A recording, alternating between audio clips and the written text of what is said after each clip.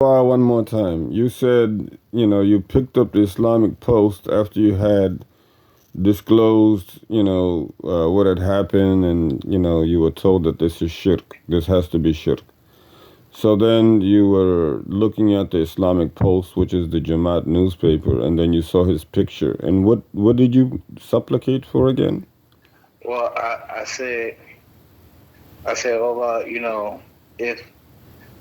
if this man is right in what he say he is, then allow me to love him and follow him. And if he's not, and if he's leading people, astray and everything, let me disattach myself from it and come back to the, proper path. And, I said that. I don't know how many times I said it, but, I was real sincere in it. Very important to be sincere. And after that, it was like, I don't know how long it was, but after that, it was just like it started with people, anybody that would come in, Mm-hmm. I would talk to them, but wouldn't make any real conversation about anything about what the Jamaat. So I started back on my, you know, learning, my learning spree. I went back up to, as I'm working, listen to Quran, listen to Hadith, listening to different scholars. I think I went to like probably 100 different, you know, probably about a 500,000 YouTube videos on everything, that's Islamic. So I would do this like day and night as I'm working, as I'm driving, it happened like every single day. It was just, I was going to the masjid more, I would spend the night, when they have little functions and stuff at the masjid and everything, and I would just try to stick When you say the masjid, you mean the masjid in Richmond the or the Islamic Center. Yeah, Islamic the Center? Islamic. Okay. Yeah, So I you would go you to. you started going to the Islamic Center and to be involved more Yeah, with that setting instead of the Jamaat setting, basically instead of the community. yeah, All right. yeah, and plus I was already living up here too, so that between that and then I started working with more Muslims and everything. So around that time, my jobs was with more Muslims. So I moved away from Petra, where all the Jamaat members would come up to and get to meet. So I moved from there, went somewhere else, worked with some other Muslims, and then I had a different experience, because we going to the masjid every day, we praying, you know.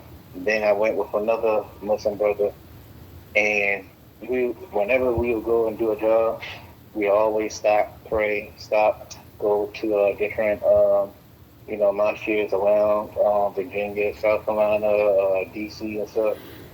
So it was like it was more, and I was seeing more brothers, getting to know more brothers. So I didn't have for the last, I would say, towards the end of 2016, growing up, I wasn't around none of the Muslims that coming from, the river house areas and stuff like that. From 2016 all the way up to like 2020, I wasn't really around them. I see. So, So it's, was that like the did you see that as the answer to your prayer that I've been moved out of what it is that my family had raised me in? yes and no, because I'm gonna be honest, I never really looked at it as, my family raising me up in it. It was just, I always looked at it as, both my parents becoming Muslims at a young age, and, you know, this is the Islam that they were showing. So, they were doing their best, to raise us as Muslims. Because like I said, like they had they was, told certain stuff, but they never really, pushed things on us that, wasn't really Islamic, and And that's probably one of the more important notations is that yeah, we are Muslims, but we have an additional Islam, or we have an additional belief that not all Muslims are entitled to. And you can take yeah, it or you can leave it. You can accept it or you can reject it. If you, mm, so it's always that addition or that subtraction of Islam, which always becomes something of a gray area, and unfortunately, not understanding or not being informed of the simplicity and the oneness of Islam, you tend to embrace whatever additions or subtractions are added and without any objections. And this has been the nature of the human race, really. So it's not something that is new. It's just common, and it needs to be noted. A lot of times we accept something that we should be rejecting, and then we don't understand that we are encouraging others to accept it too. Like, okay, I know this is wrong, or I know that I have reservations about this. Yeah, I understand that. Yet I'm going to keep my questions and my concerns to myself. And then the next person comes along and they just follow that particular lead because they looked up to us, because we didn't speak up. So they just kind of followed along the trail. But it's interesting to note also that once we become sincere and return to our Creator, that He always makes a way for us. And I feel like I think that what you said and what you did was quite important. And now looking back at it, I think that you can learn the lesson from that too.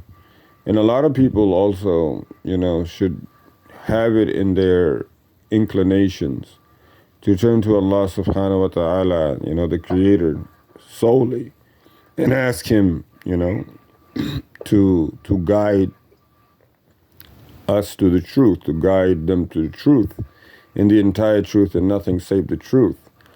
And then act upon that, because He does answer the prayer. Because in your case also, like you had this supplication, and then it did not take long before you were more interactive and more open with those who are not involved in the cultic faith. But needless to say, when you take a step back and you kind of dissect the situation, you tend to learn more and more about what transpired and why it transpired that way. You start to, for example, pinpoint when it is that your first question. So when did you first question the setting? You tend to say, okay, I'm paying 10%, and that was questionable, but then I couldn't write, what I wanted to write on the money order, so that was also questionable. And then as you went further, you looked at the situation from a journalistic perspective or from the newspaper, and then you're like, is this real? So I have to make a supplication, and here you are into your early 20s, and you're like, now it's time for me to make a supplication about it. But I feel like yeah, I said, I think that we're going to pick it up. We're going to have to resurface there. yeah. And I do want to. I actually stopped paying the membership ten due. percent. Hmm. Yeah. So it was. I will never forget this. Alhamdulillah. So 2012. was the last year that I gave them any money, and it was a lot of dude because one brother he he came he always I always gave him the money. So one year he moved. That year he moved, right next door to us when we was living in Richmond.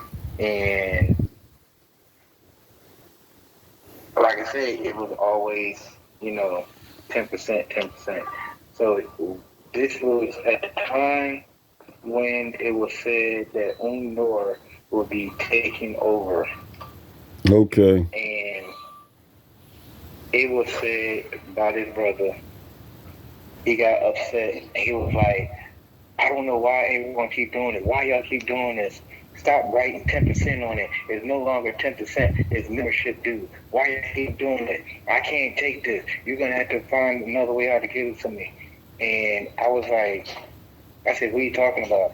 I said, membership due. I said, I don't pay no membership due. I said, ain't no membership to be a Muslim. I was like, what's wrong? And he looked at it, and that's when he told me, that was when you taking over. And she said, it's membership dues, it's no longer sticking out Mm. and everything like that. And I was like, You're like, oh, hello, really? huh? What are we? We're part of the club now, huh? We're part of the golf Yeah. club. So MashaAllah.